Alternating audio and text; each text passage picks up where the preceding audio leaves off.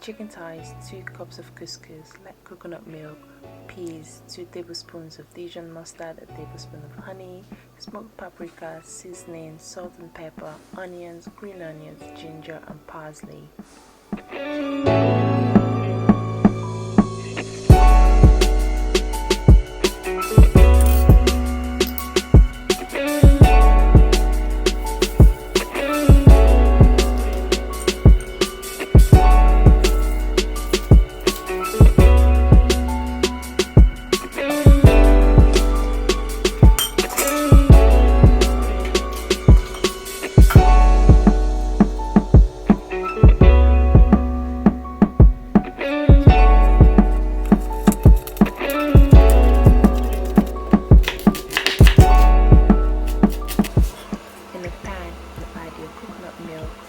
Or your broth if you do not want to add coconut milk.